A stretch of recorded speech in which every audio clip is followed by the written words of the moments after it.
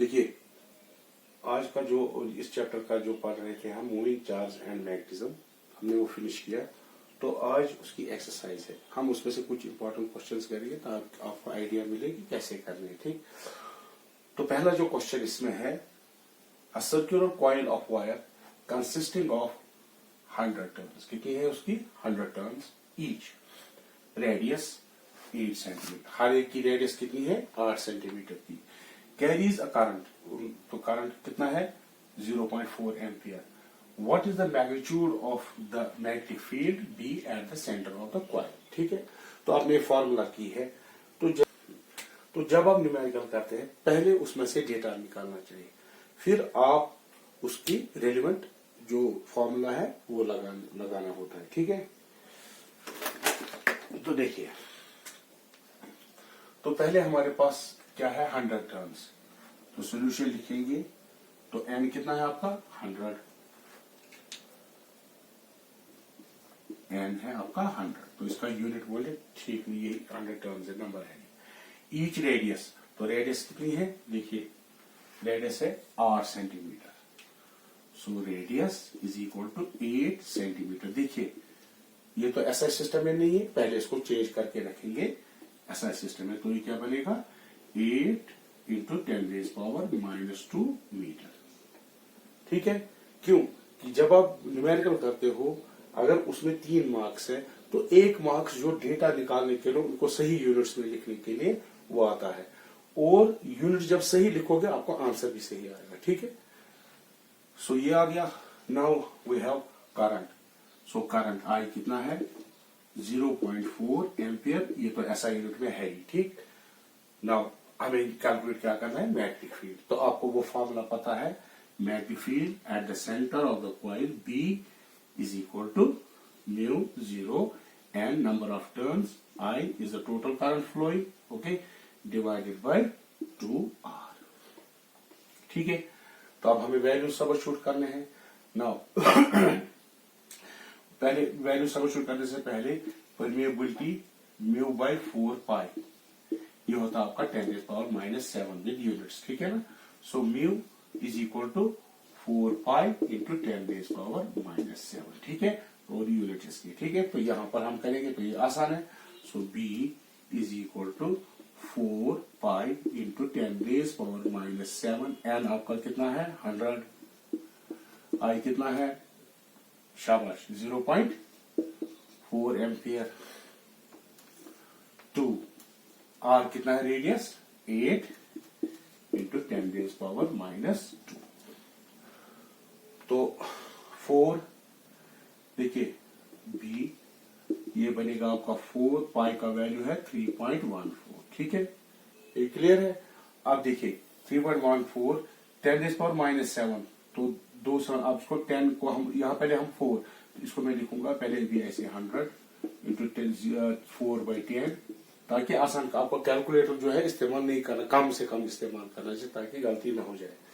ठीक, 8 16 इंटू 10⁻⁻², देखिए 4 4 16, 4 1 4। ठीक है, अब हमारे क्या पास बचा, तो यहां लिखेंगे 3, तो बी आपका कितना निकलेगा 3.14।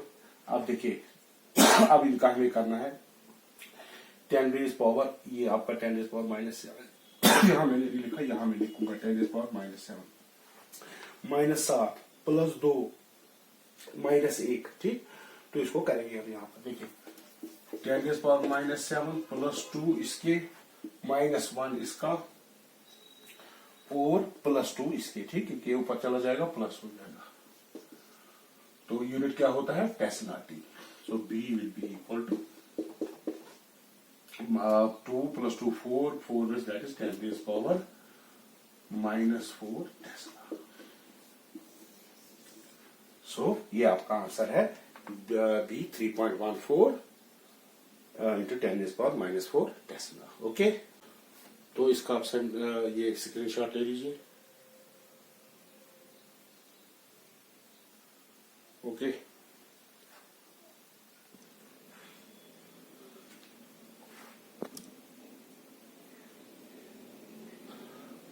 तो नेक्स्ट जो न्यूमेरिकल है वो हमारी a long straight wire carries a current, pen उठाता हूं, a long straight wire carries a current of 35 ampere. देखिए करंट है तो हमने लिखेंगे पहले जो डेटा दिया है उसको अलग करेंगे। करंट 35 एम्पीयर, तो ये SI यूनिट में एम्पीयर। उसके बाद what is the magnitude of the field, what is the magnitude, तो बी हमें निकालना है, ठीक है, at a point 20 centimetre from the wire. ठीक, तो डिस्टेंस जो पॉइंट की है वो 20 सेंटीमीटर। देखिए ये SI यूनिट में नहीं है, ये SI यूनिट में नहीं है, तो इसको SI यूनिट में करेंगे metre, so that will be 0.2 metre. तो ऐसे ही एक कॉइल है जिसमें करंट I कितनी जा रही है 35 एम्पीयर, ठीक है। तो ये 35 एम्पीयर, तो इसकी वजह से मैग्नेटिक फील्ड सर्कुलेट होगा। तो जब राइट हैंड ये थंब रूल लगाएंगे करंट इस डायरेक्शन में और फील्ड इस डायरेक्शन में जाएगा। सो करंट इज अपवर्ड जा रही है तो फील्ड इस डायरेक्शन में होगा। तो आपका field at any point tangent वो होगा डीबी, वो होगा डी यहाँ पर, ठीक है ना, इस डायरेक्शन में हर एक जगह कांस्टेंट होगा वो, और डीएल भी इसी डायरेक्शन में होगा। ठीक, तो जब हम एम्पियर्स यहाँ कौन क्या लगाएगा, एम्पियर सर्किट लॉ, ठीक है। तो अगर according two ampere circuit law the magnetic field at a distance, ये डिस्टेंस जो है इस पॉइंट के लिए जो सर्कल बनेगा उसकी रेडियस आर है, वो कितनी है, वो दी हुई है 0.2। तो वो हमें कितना होता है, बी इज इक्वल टू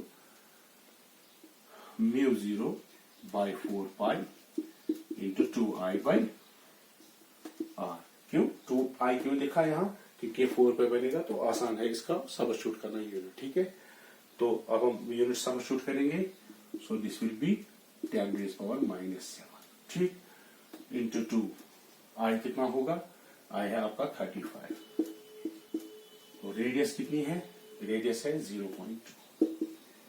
सो ये 10 यहां चला जाएगा, so it will be 10⁻⁻⁷, 2 into 35 divide by 2/10, ठीक है ना। तो मैंने फिर से बोला कैलकुलेटर को अवॉइड करना चाहिए जितना हो। तो ये 10 ऊपर चला जाएगा, इसमें ऐड हो जाएगा, 2 and 2 will cancel out, so this will be, यहां पर लिखता हूं, B will be equal to 10⁻⁻⁷, 2 1 यहाँ कैंसिल होगा, D10 ऊपर चला जाएगा, +1 इंटू 35, ठीक है। तो यूनिट होगा tesla, so B is equal to 35 into 10⁻⁻⁶ tesla. तो इसको स्टैंडर्ड फॉर्म में लिखेंगे, तो स्टैंडर्ड फॉर्म में जब लिखेंगे तो ये क्या आएगा आपका, B इक्वल टू 3.5, 10 से डिवाइड कर, यहाँ 10 से मल्टीप्लाई करेंगे, 10⁻⁻⁵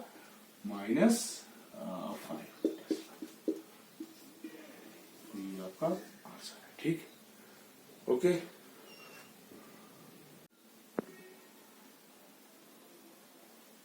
नाउ देखिए एक और न्यूमेरिकल क्वेश्चन नंबर 8 है आपका, ठीक। A closely wound solenoid 80 centimetre long has 5 layers of 400 turns each, यानी हर एक उसमें 5 लेयर्स हैं, एक लेयर में 400 टर्न्स है, ठीक। तो 5 लेयर बनी। The diameter of the solenoid is इतना, सो डायमीटर कितना है 1.8 centimetre. If the current if the current carried is, यानी current carried is 8 एम्पियर, यानी एक टर्न में 1 एम्पियर है, तो हम उसको n से मल्टीप्लाई करेंगे, जितने हमें n वो टोटल करंट बनेगा। Estimate the magnitude of the be inside the solenoid eight centre. तो चूंकि सेंटर पे होता है मैग्नेटिक फील्ड जो होता है वो यूनिफॉर्म होता है इनसाइड द सोलेनॉइड, ठीक है ना।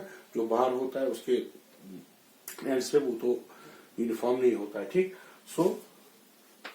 तो सोल्यूशन लिखेंगे, तो पहला काम क्या है, डेटा निकालना, ठीक।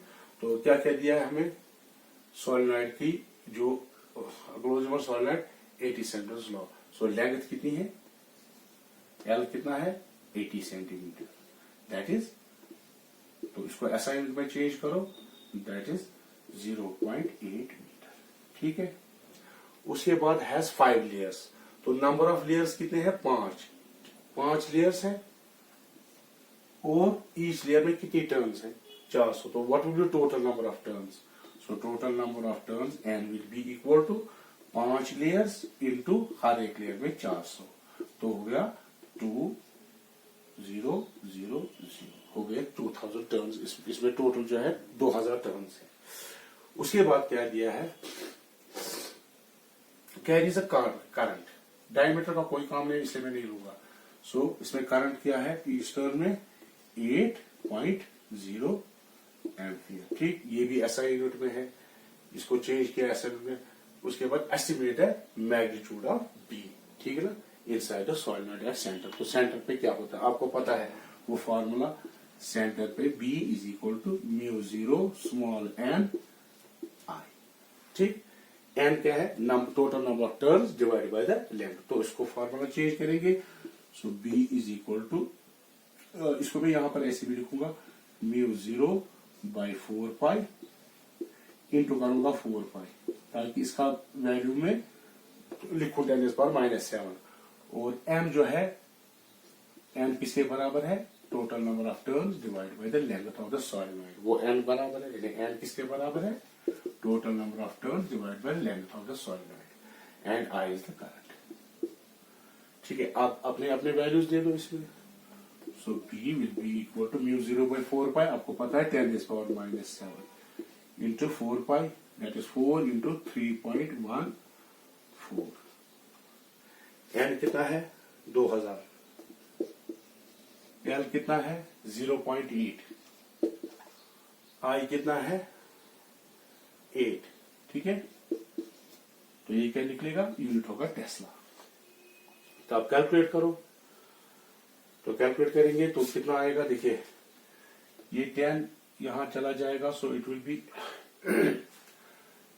8 ये होगा 8 1/10 यहां रहेगा ठीक तो 1/10 ये कितना है 2 तो ये चला जाएगा B इज इक्वल टू 10⁻⁻⁷ यहाँ का आएगा A के प्लस हो जाएगा 1 यहाँ की ये 2000 है ठीक 2000 के प्लस 3 हो जाएंगे तो बचा हमारे पास 4 इंटू 3.14 इंटू 2 ठीक है टेस्ला ये मैंने पावर यहाँ कर दी ठीक ये अलग से है ठीक तो कैलकुलेट करो तो 3 + 4 10⁻⁻³ बचेगा और 4 2 8 8 से इसको मल्टीप्लाई करो तो यहां जब कैलकुलेट करेंगे तो ये आएगा आपका B will be equal to 10⁻⁷ plus 1 plus 3 so 10⁻³ रहेगा और 4 2 8 ये आएगा 8 इंटू 3.14 इंटू 10⁻³ सो -3 टेस्ला ठीक है उसके बाद इसको मल्टीप्लाई करो B 8 का सो 25 इंटू 10⁻³ टेस्ला ठीक है सो इसको हम लिख सकते हैं इसको स्टैंडर्ड फॉर्म में लाएंगे तो यहाँ जब हम डिवाइड करेंगे यहाँ से स्टैंडर्ड फॉर्म में लाएंगे so it will be divide करेंगे 10 से multiply so it will be 10⁻⁻² Tesla ठीक है 10⁻⁻² टेस्ला ओके